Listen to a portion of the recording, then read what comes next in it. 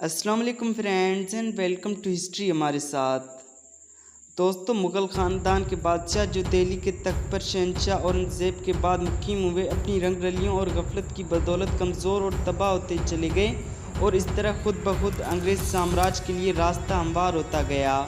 ہوا یہ کہ اورنگزیب کی وفات کے بعد جانشینوں میں جنگ ہوئی، جس میں معظم شاہ کامیاب ہوا اور بہادر شاہ کے نام سے تخت پر بیٹھا۔ اگلے ہی سال اس کو پھر اپنے بھائیوں سے دکن میں لڑنا پڑا اور صرف 6 سال ہی حکومت کی تھی کہ انتقال ہو گیا۔ اس کا بیٹا عظیم شان حیدر سلطنت کی اہلیت رکھتا تھا، مگر تخت نشینی کے لیے پھر ایک خون ریز جنگ ہوئی، جس میں جہاندار شاہ تخت کے لیے زندہ بچا، جو نہایت عیاش اور نالائق تھا۔ دن رات طوائفوں اور ذلیل مصابوں کے ساتھ داد عیش دیتا تھا۔ اس نے کمین اور بدذات لوگوں کو معزز عہدے دیے اور اپنے خاندان کے تمام شہزادوں کو قتل کروا دیا۔ یہیں سے سلطنت کے نظام میں ابتری شروع ہو گئی اور جہاندار شاہ کو عیاشیوں کی سزا دینے کے لیے قدرت نے عظیم الشان کے بیٹے فرخ سیر کو بھیجا، جس نے جہاندار کو ذلت آمیز شکست دی اور وہ اپنی داشتہ طوائف لال قمر کے ساتھ زنانہ بھیس بدل کر دہلی کو بھاگ گیا، لیکن بعد میں قتل کروا دیا گیا۔ فرخ سیر نے بھی ظلم و ستم میں کسر نہ چھوڑی اور مغل شہزادوں کو قتل اور اندھا کیا۔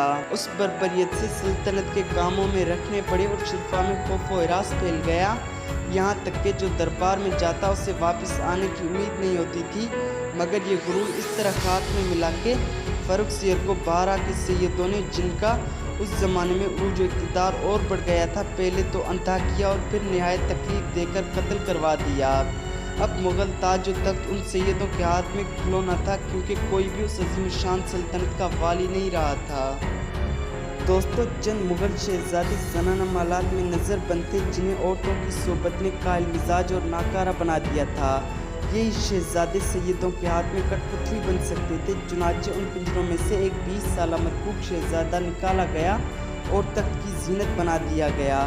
چند ماہ بعد جب یہ شہزادہ مر گیا تو دوسرا نکال کر بٹھا دیا گیا۔ یہ شہزادے جو شہنشاہ ہند بنائے جا رہے تھے، بمشکل 15 برس کے تھے، مگر بیگ میں 7-8 رکھتے تھے۔ جب محل سے باہر نکالے گئے تو سب کی صورتیں دیکھ کر سہمے جاتے اور اپنی اماں جان سے لپٹ کر روتے تھے کہ اماں جان، مجھ کو کہاں بھیجتی ہو، میں نہیں بچوں گا۔ توپوں کی آواز نے تو شہنشاہ ہند کا حال پتلا کیا ہی تھا۔ لیکوسیر سے ایک جنگ کا سماں اور لاشیں دیکھ کر بالکل ہی بے جان ہو گئے تو سیدوں نے ایک اور مقید شہزادے روشن اختر کو لا بٹھایا، جو محمد شاہ رنگیلا کے نام سے مشہور ہے۔ محمد شاہ کے عہد میں سیدوں کا تو خاتمہ ہو گیا، مگر سلطنت کو گھن لگ چکا تھا۔ مرہٹوں نے حملے شروع کر دیے، امن و امان مفقود ہو گیا۔ محمد شاہ رنگیلے کی عیاشیاں تو مشہور ہیں، ان سے بلا سلطنت کیا ہوتی۔ رہی صحیح کسر نادر شاہ کے حملے نے پوری کر دی، جس نے دہلی میں ہولناک قتل عام کروایا اور جاتے وقت تخت طاؤس کے علاوہ کروڑوں روپے کے بیش قیمت ہیرے جواہرات، جن کی قیمت کا اندازہ 20 کروڑ سے زائد کیا جاتا ہے، لے گیا اور ساتھ ہی خزانے میں بھی جھاڑو دے دی۔ جہاں سے 30 کروڑ روپیہ اس کے ہاتھ لگا، تخت طاؤس 7 کروڑ روپے کا تھا۔ اس پر بھی ان رنگیلے شاہ کی عیاشیاں بدستور تھیں اور وہ 300 قصبیاں ننگی اپنے سامنے نچاتے تھے۔ باورچی خانے کا خرچ 3 کروڑ روپے ماہوار تھا۔ نتیجہ یہ ہوا کہ ملک کی مالی حالت نہایت خراب ہو گئی۔ ملازموں کو کئی مہینے تنخواہیں نہ دی جا سکیں۔ ادھر تخریبی عناصر نے سر اٹھایا اور مرہٹوں، روہیلوں، سکھوں اور افغانوں سب نے ہی اس موقع سے فائدہ اٹھا کر ملک کا امن و امان غارت کرنا شروع کر دیا۔ مرکز کو کمزور پا کر صوبوں نے خود مختاری کے اعلانات شروع کر دیے۔ رنگیلے کے بعد احمد شاہ تخت نشین ہوا، مگر 5-6 سال بعد ہی کمانڈر ان چیف صاحب نے بادشاہ اور ملکہ کی آنکھیں نکال لیں اور پھر معظم بہادر شاہ کے پوتے کو عالمگیر ثانی کے لقب سے تخت پر بٹھایا۔ مغل شہزادے ہمہ خانہ آفتاب کا مصداق تھے۔ جب سے جہاندار شاہ نے لال قمر کو ملکہ بنا کر ڈوموں کو عہدے دیے، اس وقت سے مغل خاندان کا رنگ بگڑتا ہی چلا گیا۔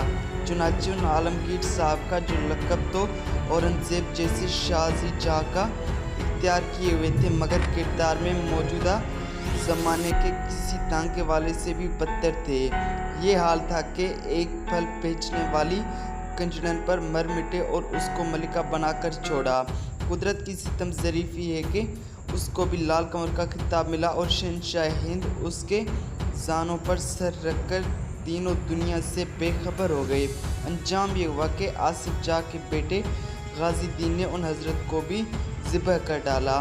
اسی زمانے میں مرہٹوں کی طاقت بہت بڑھ چکی تھی اور دوسری طرف احمد شاہ ابدالی کے حملے شروع ہو گئے، جس نے 1761 عیسوی میں پانی پت کے میدان میں ایک خون ریز جنگ کر کے اس کی بڑھتی ہوئی طاقت کو کافی کمزور کر دیا، مگر اس طرح ان کو شکست دے کر واپس لوٹ گیا۔ اگر وہ ایسا نہ کرتا تو شاید یہ بدنصیب ملک برطانوی درندوں کی چراگاہ بننے سے بچ جاتا، کیونکہ مرہٹوں کی کمزوری اور پسپائی سے مغل تو فائدہ اٹھانے کے قابل ہی نہ تھے، البتہ انگریز سامراج کے بڑھتے ہوئے سیلاب کے لیے راستہ صاف ہو گیا۔ دوستو، عالمگیر ثانی کا جانشین شاہ عالم ہوا، جو خود کو پہلے ہی انگریزوں کی پناہ میں دے چکا تھا۔ کہا جاتا ہے کہ وہ اسی کنجروں کے وطن سے تھا جو عالمگیر ثانی کی چہیتی ملکہ بنی تھی، اور اس کا کردار بھی یہی ظاہر کرتا ہے۔ پرورش آپ کی اس طرح ہوئی تھی کہ 6 سہیلیوں کے جھرمٹ میں رہتے تھے۔ جب غازی الدین نے قلعے کو گھیر لیا تو الہ آباد کو بھگا دیے گئے، جہاں ہر وقت اپنی سہیلیوں کو یاد کر کے روتے اور شاعری کرتے تھے۔ جنگ بکسر میں انگریزوں کے خلاف صف آرا ہوئے، مگر وہ دست و بازو ان کے پاس کہاں تھے جو تلوار پکڑتے ہیں، لہٰذا اپنے آپ کو انگریزوں کی پناہ میں دے دیا اور پھر ان کو اس سرپرستی کا انعام بھی عطا فرمایا، یعنی کھانے کی میز پر بیٹھ کر بنگال، بہار اور اڑیسہ کی دیوانی فقط 26 لاکھ مال گزاری کے عوض بخش دی۔ اس طرح 2.5 کروڑ کی آبادی اور 3 کروڑ روپے سالانہ کی آمدنی کے زرخیز علاقے قلم کی ایک جھنجھٹ سے اتنے کم وقفے میں ان سفید درندوں کے آگے ڈال دیے گئے جو ایک گدھے کی خرید و فروخت کے لیے بھی ناکافی تھا۔ اس زمانے میں مرہٹے پھر زور پکڑ گئے اور دہلی پر بھی ان کا اقتدار قائم ہو گیا۔ چنانچہ 1771 عیسوی میں انہوں نے شاہ عالم کو تخت نشین کیا، مگر وہ عیش و عشرت میں اپنے باپ دادا سے بھی بازی لیے ہوئے تھا۔ نتیجہ یہ ہوا کہ غلام قادر روہیلے نے قلعے میں گھس کر شاہی خاندان کی عورتوں تک کو ذلیل کیا اور لوٹا، پھر شاہ عالم کی آنکھیں نکال لیں۔ اس کا حد سے زیادہ ظلم و جبر دیکھ کر چند راجپوت برداشت نہ کر سکے اور تلوار سونت کر کہا، اپنا ہاتھ روک لے ورنہ تیری بھی آنکھیں نکال لیں گے۔